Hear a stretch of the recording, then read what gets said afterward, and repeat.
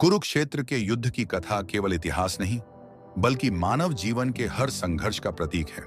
यह धर्म और अधर्म, कर्तव्य और मोह, और सत्य और असत्य के बीच का युद्ध था। इस कथा में हम उस क्षण को महसूस करेंगे जब युद्ध शुरू होने से पहले शंखनाद ने युद्ध भूमि को जीवंत कर दिया। यह कहानी वीरता, करुणा और अंतर्मन के संघर्ष की है। कुरुक्षेत्र का मैदान, जहां सैकड़ों हजारों सैनिक अपने अपने धर्म, कर्तव्य और स्वाभिमान के लिए खड़े थे। धूल भरी हवाओं में तलवारों की चमक, बाणों की धार और ढालों की झंकार गूंज रही थी। सूरज धीरे धीरे क्षितिज के ऊपर चढ़ रहा था। दुर्योधन के चेहरे पर क्रोध और अभिमान का मिश्रण साफ झलक रहा था, जबकि पांडव पक्ष में एक विचित्र शांति थी, जिसमें विश्वास और धर्म का मेल था। कौरव सेना की ओर से सबसे पहले भीष्म पितामह ने शंखनाद किया। उनकी शंख ध्वनि इतनी तेज और गंभीर थी कि ऐसा लगा मानो पृथ्वी के कण कण में कंपन हो रहा हो। इसके बाद कौरवों के अन्य महारथियों द्रोणाचार्य, कर्ण, अश्वत्थामा और दुर्योधन ने अपने अपने शंख बजाए। कौरवों के सेना नायक अपनी जीत को लेकर आश्वस्त थे। दूसरी ओर पांडव पक्ष में अर्जुन अपने रथ पर बैठे थे, जिसे सफेद घोड़ों से खींचा जा रहा था।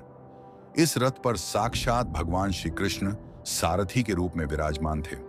अर्जुन, जो पांडवों का सबसे कुशल योद्धा था, शंख बजाने से पहले थोड़े विचलित थे। वह युद्ध के परिणामों, अपने रिश्तेदारों और गुरुजनों की हत्या के विचार से गहरे असमंजस में थे। तभी श्री कृष्ण ने उनकी ओर देखा।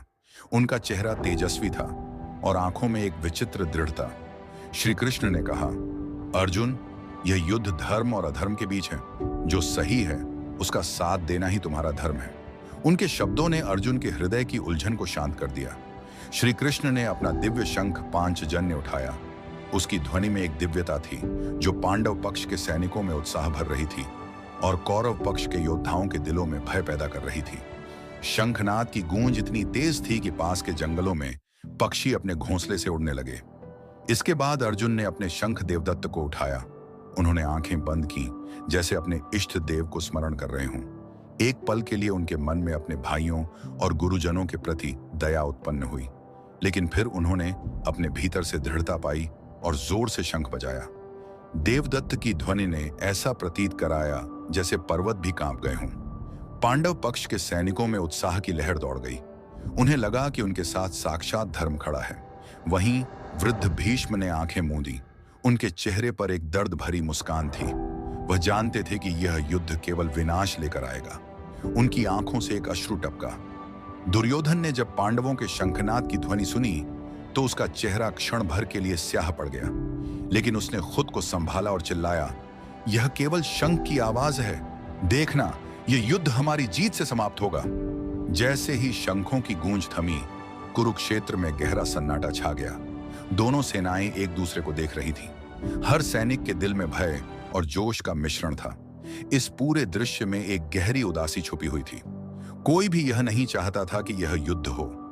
अर्जुन अपने दादा भीष्म पर बाण चलाने से डर रहे थे। वहीं दुर्योधन को उसका अभिमान अंधा बना चुका था। श्री कृष्ण ने अर्जुन की ओर देखा और मुस्कुराए। वह जानते थे कि यह युद्ध मानवता के लिए एक बड़ा पाठ बनेगा। यह केवल विजय का नहीं, बल्कि धर्म, कर्म और बलिदान का युगांतकारी अध्याय बनने वाला था। यह केवल युद्ध की कथा नहीं, बल्कि मानव जीवन के हर उस संघर्ष की कहानी है जहां सही और गलत के बीच चुनाव करना होता है। जब शंख की गूंज थमी और युद्ध आरंभ हुआ, तो यह स्पष्ट था कि यह केवल तलवारों का नहीं, बल्कि धर्म और अधर्म के बीच की अंतिम लड़ाई थी। शंख की गूंज आज भी हमें याद दिलाती है कि धर्म का मार्ग कठिन हो सकता है, लेकिन अंत में वही सच्ची विजय की ओर ले जाता है। कुरुक्षेत्र के युद्ध की कथा केवल इतिहास नहीं, बल्कि जीवन के हर संघर्ष का प्रतीक है।